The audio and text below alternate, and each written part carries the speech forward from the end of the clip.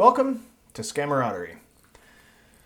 This episode is sponsored by the scumbags, or should I say scambags, that took me for a ride to Scam-A-Lot to try and scam me out of $3,000. Scam, scam, scam, scam, scam, scam.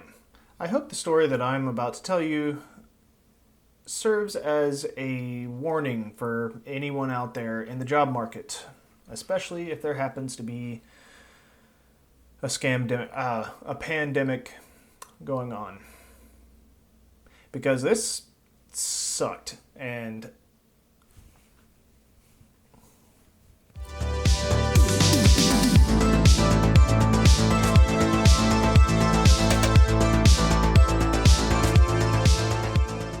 let me set the scene for you. I've been out of consistent work for 11 months now. I was a bartender and got laid off the day before the biggest drinking holiday of the year, St. Patrick's Day, and I've barely managed to squeeze by through a combination of stimulus checks, unemployment benefits, reorganizing my financial priorities, a couple lines of credit, and I've had a couple freelance gigs here and there. I'm incredibly thankful that I haven't had to go to the hospital. I haven't had any car issues. I don't have kids. And they've also paused student loan payments. Because otherwise, I'd be absolutely screwed. I know a lot of people have it much worse than I do, but that's just my situation right now. While there's a lot to unpack and all that, launching into a monologue about the issues that I have with late-stage capitalism is not why I'm here. So I've been looking for and applying to editing, videography, photography, and pretty much any slightly related job on a regular basis for months and months. Disclaimer. You've presumably seen the thumbnail. You've made it past the intro. You know how this story ends. With me getting scammed. Almost. Yeah. Somebody tried to scam me. Throughout this video, I will be mentioning a company called Marsh & McLennan. This is in no way meant to be an indictment of that company, and in fact, I'll get to this later on in the video, they actually helped me put an end to this mess. Back to the story. And y'all should grab a coffee or something and sit back, because it's gonna take a while. I'll be referencing my script. It's like right here.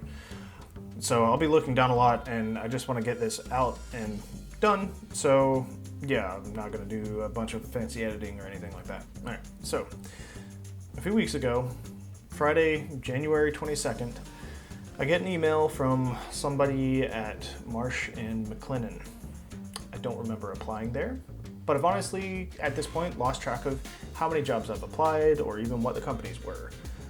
So that's fine. In the email, he says that he saw my resume on a job posting board, and he wants me to interview for a remote video editor position.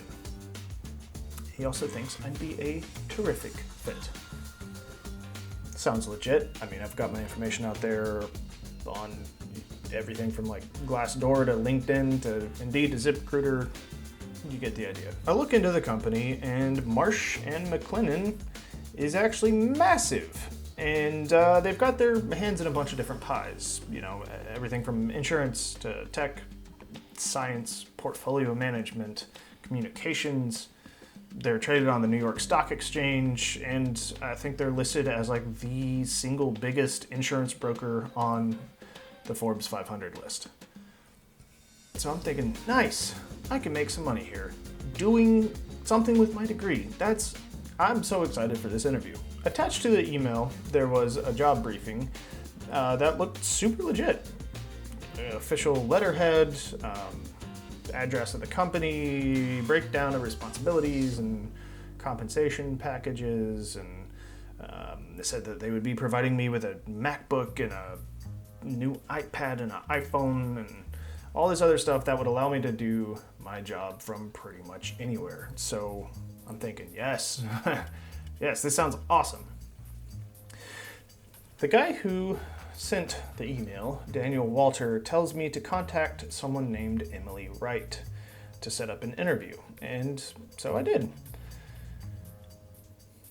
I did notice that Daniel's email address is listed as hr@mclennancouriers.com.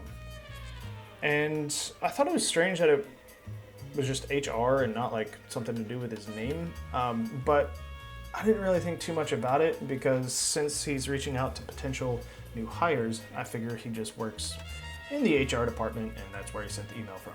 So I email Emily around 1 o'clock, maybe like 5 to 10 minutes after I saw Daniel's email.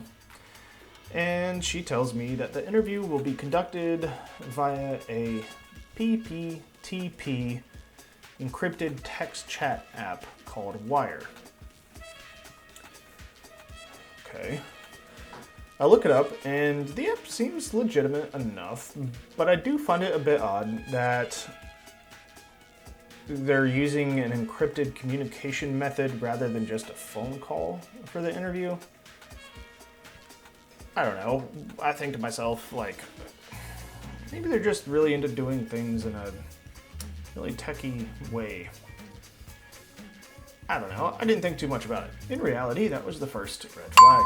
Emily's email that she sent to me that was telling me to sign up for this app called Wire was sent at 11:57 p.m.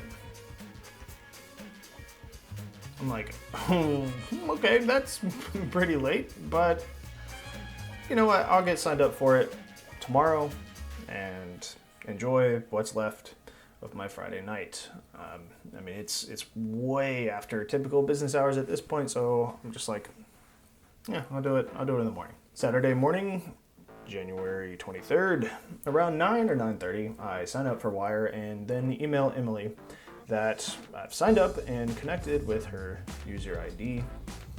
And then I ask, like, you know, is there a specific time that works for you? Just because, yeah, she just said sign up. She didn't say anything else. Because it's Saturday and we haven't scheduled an interview yet, I go about my day. Definitely watch some Premier League, have a nice breakfast, play with my dogs, you know, just typical unemployed Saturday stuff. Throughout the day, I check my email just in case she's responded, because I really want a job, like I said, that allows me to use my degree and get paid for it. It's nothing, all day. Until around 6 p.m. when I decide to check Wire. I'm thinking it's the weekend, but maybe she messaged me on there just to set something up for, I don't know, maybe she just messaged me on there instead of responding to the email that I sent. Apparently, she had messaged me on Wire around 10:15, which was about 45 or so minutes after I'd signed up. And apparently, she was ready to start the interview right then. I go back through the emails, seeing if there's anything that I missed, or agreed to without realizing it. Anything at all that said that I would be interviewed right after I signed up for Wire. And there wasn't. So I tell her something to the effect of, oh my God, I'm so sorry. I didn't realize that the interview was supposed to take place right after I signed up. Emily says, it's fine. We can reschedule for Monday if it is a right time for you. This was red flag number 2. Now, I'm no grammar genius, but I like to think that I've got a pretty good, solid grasp of the English language after speaking it for 29 years. And feel free to correct me in the comments if I'm wrong, but I'm pretty sure you can't reschedule something that wasn't scheduled to begin with. So I message her back and I ask if 10 o'clock Monday morning works for her. No response the rest of the weekend. I'm like, well, I guess I'll just get on Wire Monday morning and see what happens. A couple minutes after 10 o'clock on Monday morning, January 25th, still nothing. Not on email, not on Wire, nothing. So I messaged her something like, hey, I can chat anytime today. Just let me know. 10 minutes later or so, she says, hello, Luke, how are you doing today? Ready to start when you are. Like, finally! Like, dude, bruh, this is not making a good impression already. This company has no respect for my time. Doubt's already kind of starting to seep in a little bit. The interview starts and she tells me that the interview will be monitored and recorded for reference later. That's fine. She says that she's going to tell me all about the position and everything that'll be required and stuff like that, so my undivided attention is absolutely necessary. She also makes a point of telling me that she's operating in the Central Time Zone, which is an hour behind me on the East Coast. So, you know, I started thinking, like, okay, well, I guess they're a huge company, so maybe that makes the midnight email make a little more sense. But not really, if I think about it. I mean, it's still like 11 o'clock at night. Whatever. So, anyways, the interview is fairly straightforward, pretty normal. Here's a little bit about me. Tell me about yourself. Whose editing do you admire and why? What software are you familiar with? You know, are you more of a Final Cut or a Premiere or Avid or, God forbid, Vegas kind of guy? And at the end of the interview, she asks me for my email, my name, my address, my phone number. And I think that's a little bit strange since it's all on my resume, but then again, I think maybe it's just a matter of convenience to have it like included in the interview since it's going to be referenced later. She says it's been a pleasure and that she thinks the interview went really well, yada yada. You should hear back from Daniel by the end of the week. Daniel was the guy who initially emailed me. So I'm like, sweet, awesome, like, let's go. Like, I'm feeling pumped. Friday, January 29th comes and then it goes. Classic. Another interview, another company not letting me know if I got the job or not. And then I think, no, I'm not gonna just sit idly by. I'm tired of just waiting around. And then I emailed both Emily and Daniel, saying something to the effect of, yo, just let me know if I'm hired or not. I think I'd be a good fit for Marsh and McLennan. I think I could do some good work with you guys. But please, just let me know your decision either way. The weekend passes, and so does Monday. I'm like, well, I guess the interview didn't go as well as Emily said it did. But then, on Tuesday afternoon, February 2nd, I get a phone call from a California number. These days, I'm in the habit of pretty much answering every phone call that comes through, even if it's just some random person trying to get me to renew the warranty on my 22-year-old truck. But yeah, I answer just about everything these days because I'm applying for local jobs as well as remote jobs all over the country. And I'm not taking any chances on missing a phone call and potentially not getting them back, you know? So I get a call from California and it's Daniel. And he says I have the job. At least I think. See, I can barely make out a word that this guy is saying. It sounds like he's in a wind tunnel or something. Or breathing straight into the mouthpiece. I don't know. It was just super crackly. And I actually asked him if I could call him back in I think I said 3 seconds. Because I was concerned that maybe it was the Wi-Fi calling on my phone that was messing up somehow, or what. You know, I just wanted to try a straight cell connection. So yeah, I hung up, turned off the Wi-Fi on my phone, immediately called him back, and thank God he picked back up. That didn't fix the problem though. It still sounds like he's flying down the highway with the windows rolled down. So I decided to go with it. Like, I don't really want to keep asking him to repeat himself, just because, I don't know, I felt weird. So yeah, I just go with it, and I try my best to understand him. Unfortunately, when it's not sounding all crackly, he's still really hard to understand. It didn't sound like he had like a particularly thick accent or anything. More like he was mumbling or talking really quietly or slurry or something. But I could make out what sounded like, "Are you still interested in this job?" And of course, I said, yes. And then Daniel said, "Congratulations." In my mind, I'm in like a 90s Hacker Man movie going, "I'm in."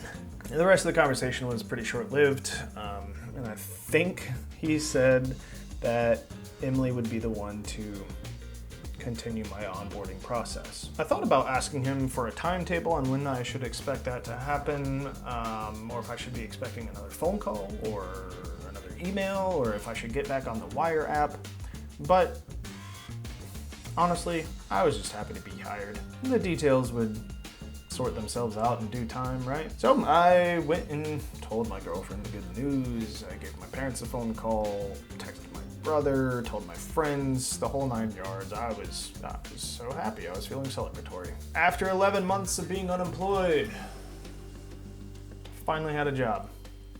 I was feeling pretty proud of myself. I was like, yes. So that phone call, I think, was around like 2 in the afternoon or so, and you know, the rest of the day passed.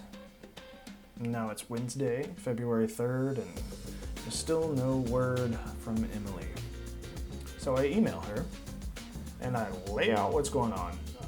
I say something like, "Hey, so I talked to Daniel, and to be completely frank, I couldn't quite understand him some of the time, but I think I got the job, and I'm pretty sure he said you would be the one to continue the onboarding process, so I'm just looking for clarification." I don't get a response from her. But the next day, so Thursday, Daniel emails me saying, "Thank you for your patience in this review period.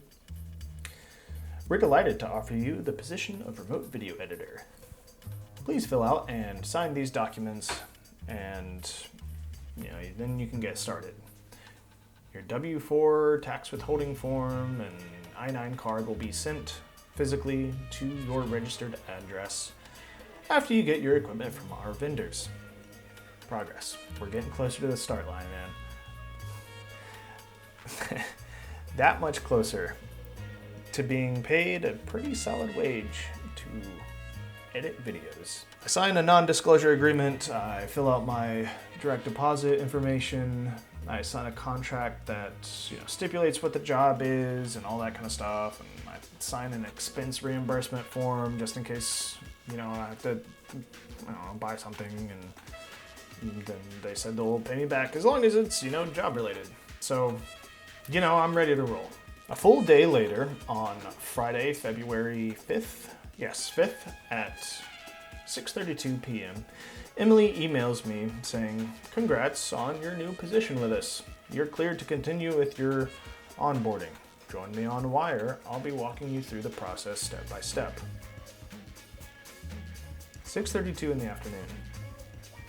I know she's in Central Time Zone, but still, even that's after regular business hours. And I haven't heard anything back about when I'm expected to finish my onboarding yet. So I'm not keeping a close eye on my email, and I'm not checking Wire.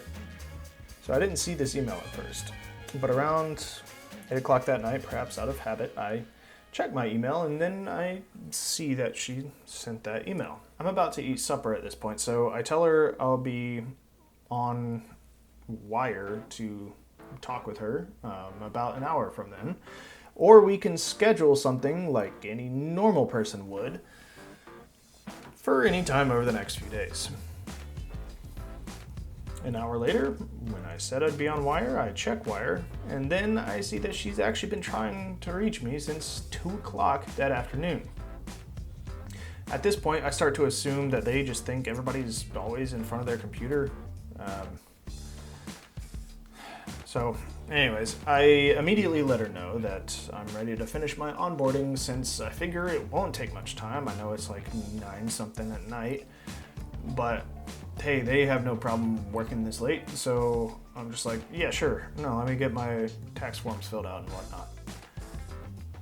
In my experience, that's all onboarding is. It's just paperwork and like getting a training schedule set up and reading a handbook, stuff like that. And I'm definitely getting frustrated with the issues I've been communicating with her at this point. And I ask if there's a way to get notifications from Wire because yeah, I never know if I have a message from her, and it'd be a lot easier to respond if I knew somebody was needing me to respond to them.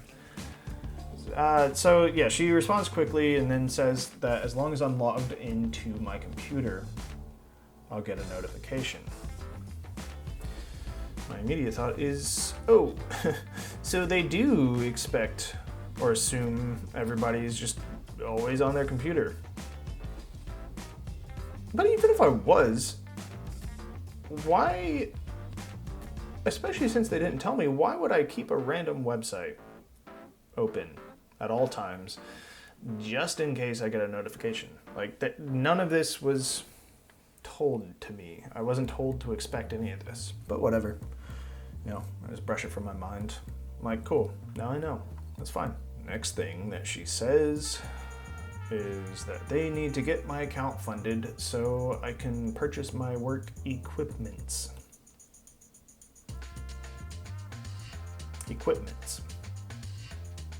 But I got update that payroll is not functioning for now.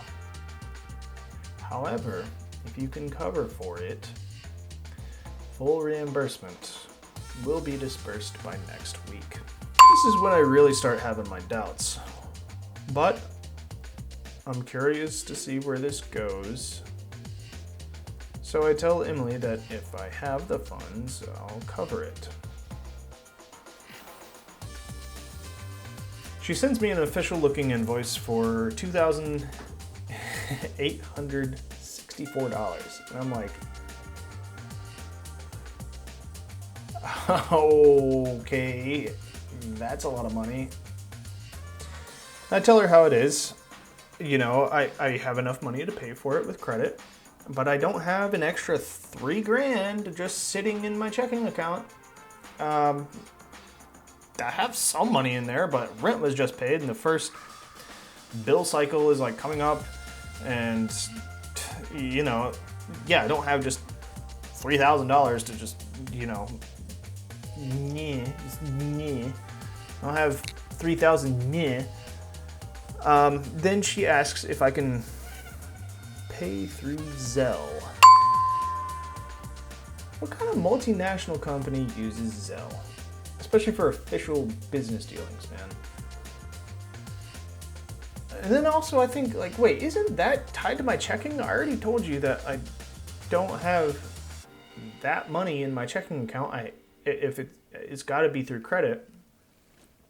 And so I can't do that. I just can't.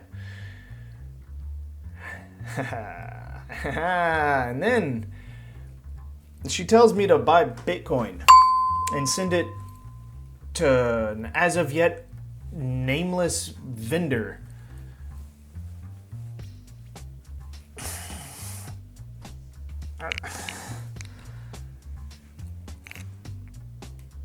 By this point, it's around 11 at night, and the skepticism is really setting in, so I tell her that I'm having issues signing up for the Bitcoin client, and that if it's all the same to her, I'd rather just wait for payroll to be back up, since she said it would just be back up next week, and like it's Friday night, right, at this point. And I tell her that she can also just call me to discuss any other sort of options. But all of a sudden, she's in a rush for me to get my equipments so that training and onboarding can begin on Monday. And I'm thinking, even if I do pay this, how am I gonna get this to me by Monday morning?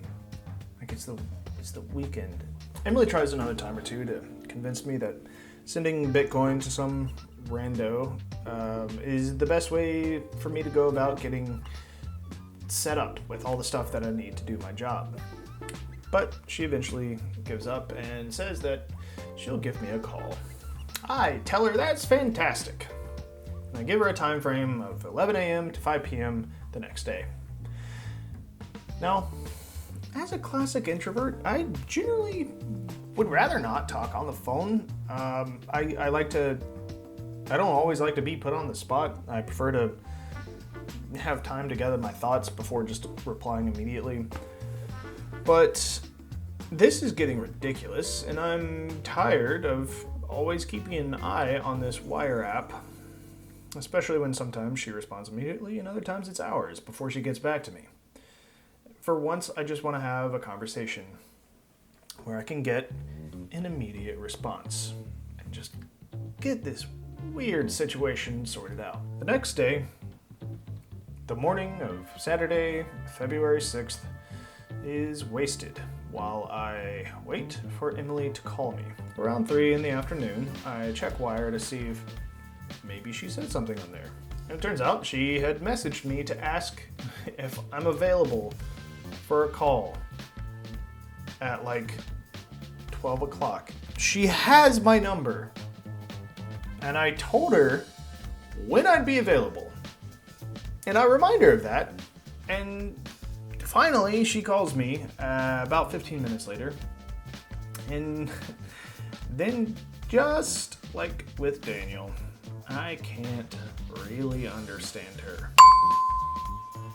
There's no wind noise this time, but the same sort of like mumbling or slurring, or maybe it's a slight accent that somehow makes it impossible for me to make out what she's saying. Okay, I'm not one to just assume how somebody sounds based on how they look, but Daniel and Emily's headshots make them look like your standard boring white bread Americans with zero personality. And I also have a fairly good ear for accents, and I generally can understand, at least in my experience, I can understand more than most people that I know whenever it comes to, speaking or listening to someone with accented English.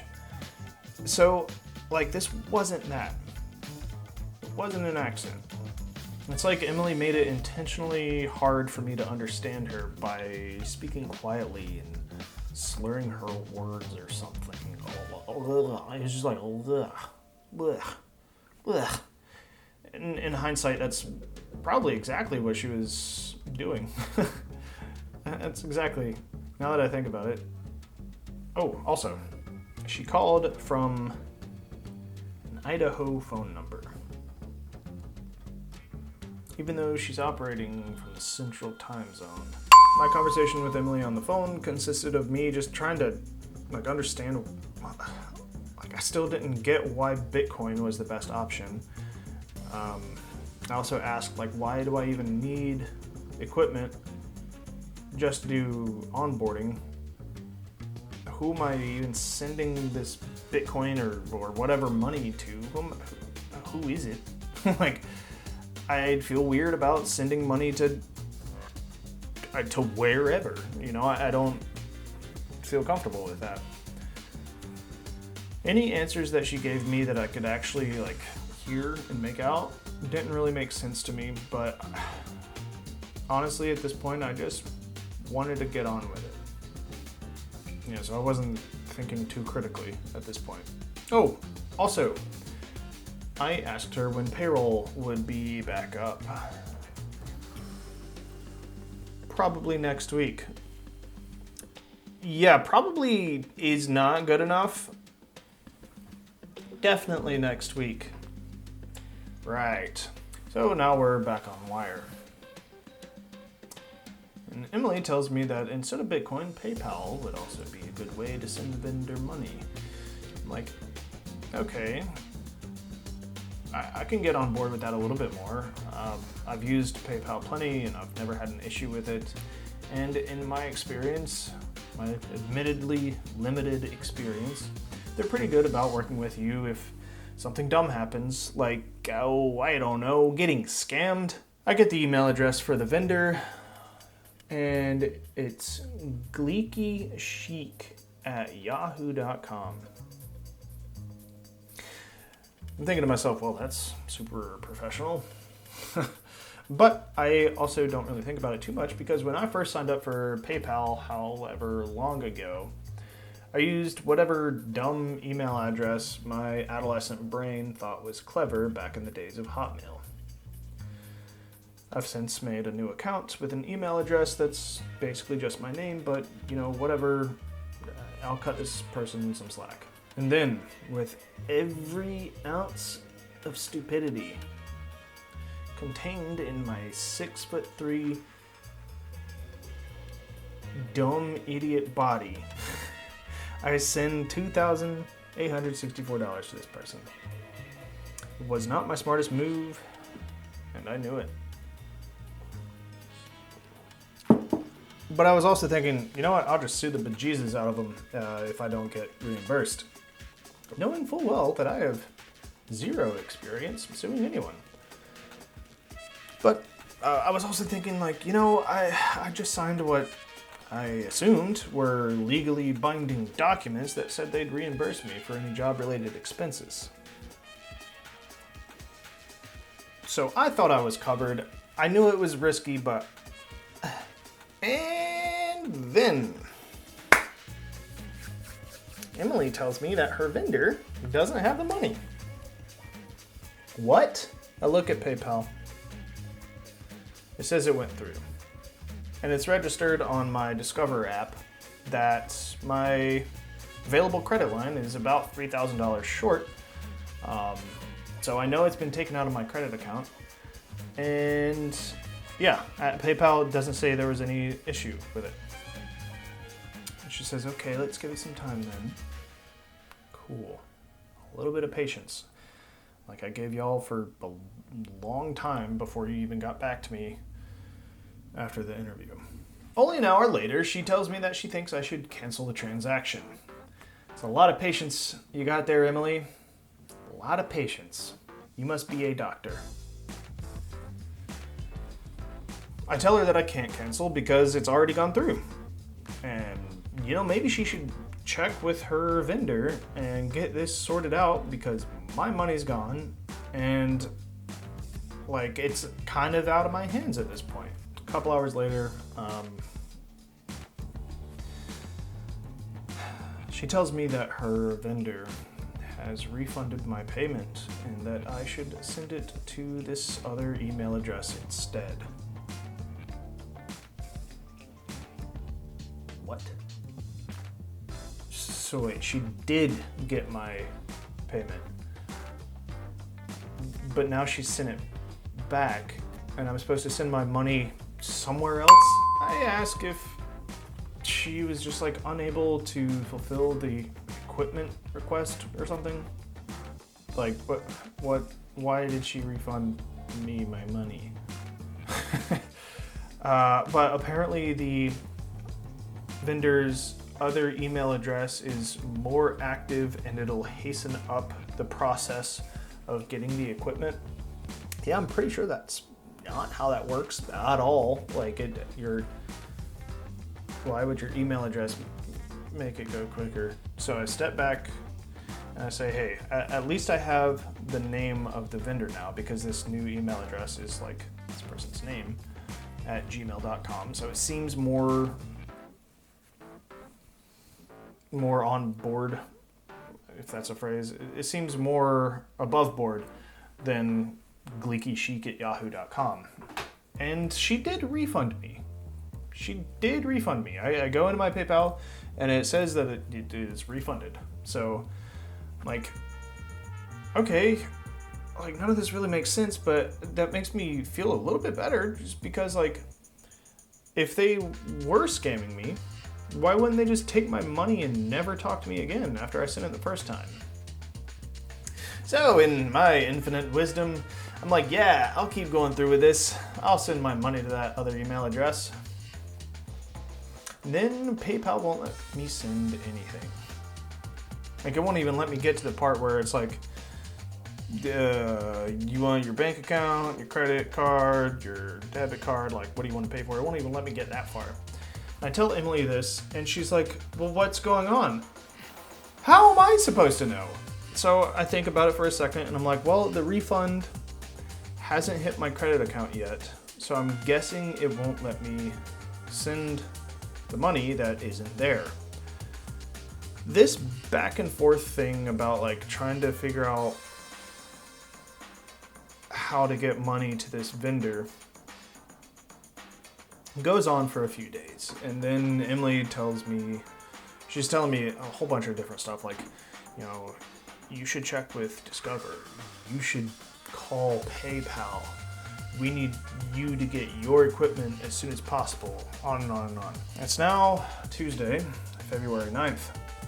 I was supposed to start training and everything yesterday, the day before. And thank God the money is finally back in my account from the first transaction. Like, the refund that she sent, it finally hit my credit account. So I hit up Emily on Wire. I double check, make sure that I have the details right, the amount that I'm paying, the email address I'm sending it to, you know, the payment reason or whatever it's called. Like, I just want to make sure that this is the last time I have to deal with this. So I got everything right. I go to PayPal to send the money, and it doesn't go through again. Apparently, come to find out, PayPal is doing maintenance on their checkout platform, and it's actually down for a lot of people. You know, and so I let Emily know that. And then a little later on in the day, Emily asks, do you have an update on PayPal? No. Do you have an update on when payroll is going to be back up?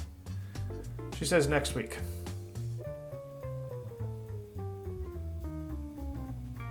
Last week, she said next week. Now it is next week, and this week you're saying next week again.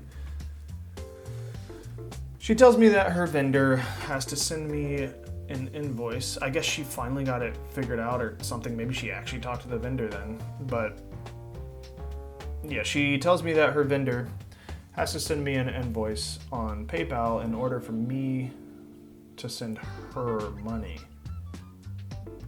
So I get an invoice for $2,800 even, not $2,864. I don't know why that was the final straw for me, but that made me pause, and I'm like,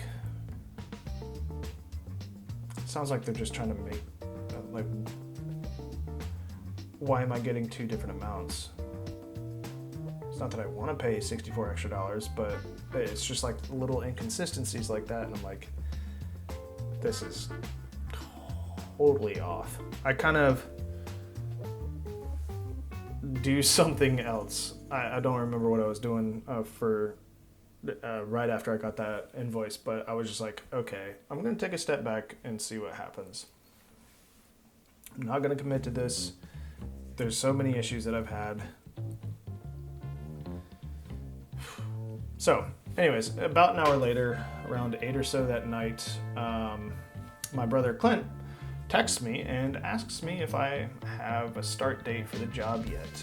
I tell him that this entire thing has just turned into a whole ordeal. And yeah, Instead of texting him what's going on, I'm like, let's talk on the phone.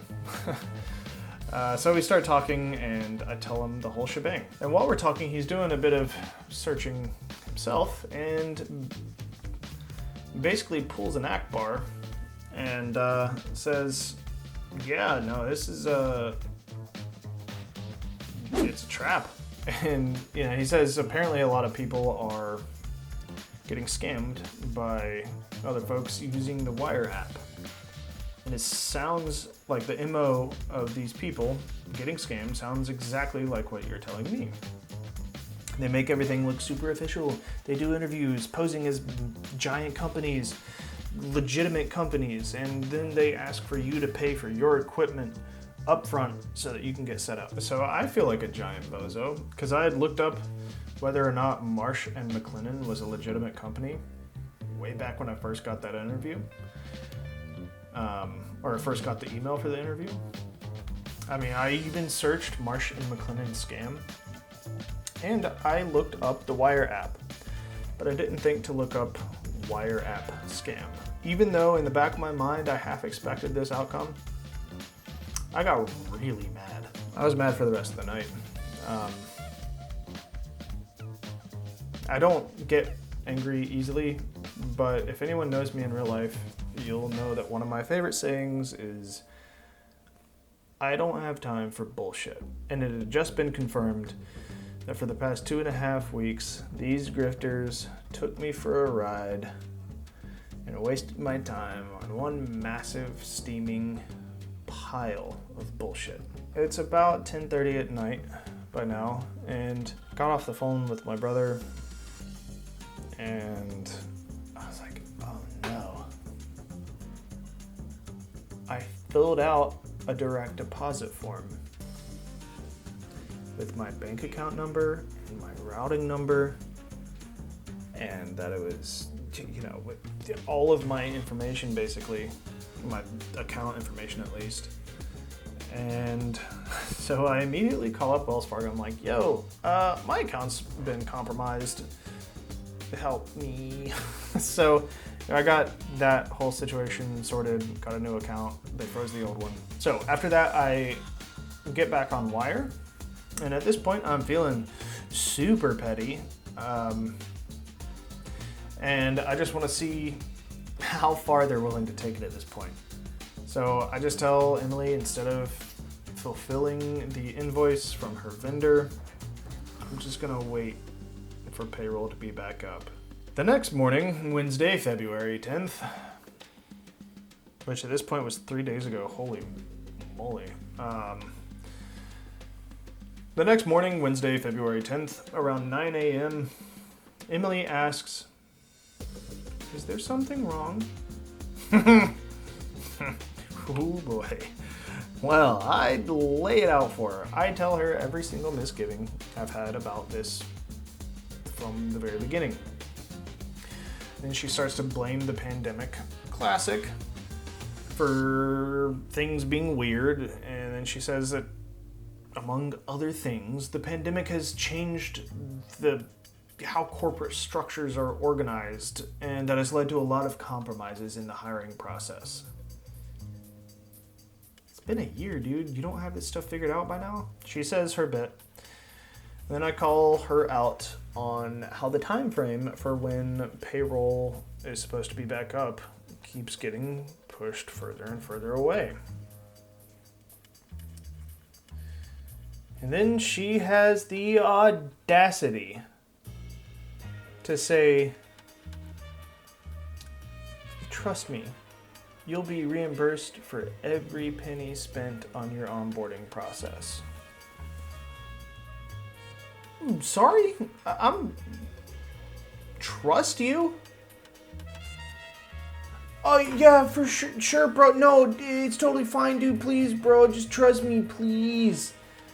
Pathetic, man. Pathetic.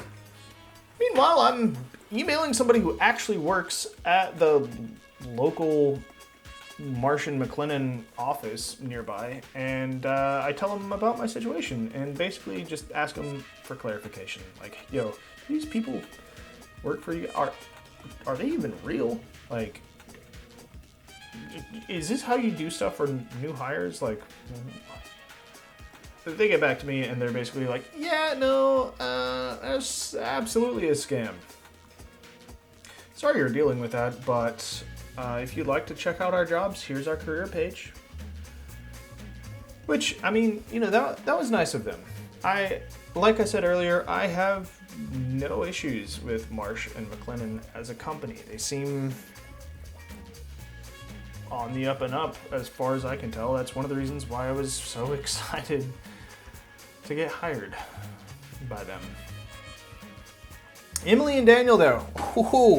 Ooh, yes, no, duh, huh. The pettiness still full force. It's going strong. And so I sent Emily over wire. I sent Emily the email from the real Marsh and McLennan, and I told her, you know, I know you're scamming me. I've reported this to the FTC, which I did. What do you have to say for yourself? Are you proud of wasting 2 weeks of my life? And then, to use her favorite phrase, I ask her, are we connected? And then with every ounce of petty vengeance, I ping her about 100 times and then spam her with, are we connected? Are we connected? Are we connected? Are we connected? And then I leave her with a couple of low-level curses. Hexes, perhaps. Emily, Daniel, I hope somehow this video reaches you. I really hope you're watching, whoever you are. Because I want you to know that these next words I'm about to say, I sincerely mean them from the bottom of my heart.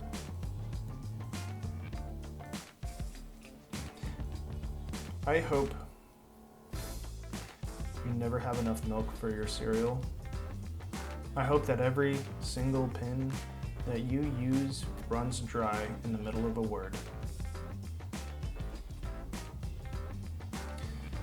I hope every time you use a pencil, the lead breaks.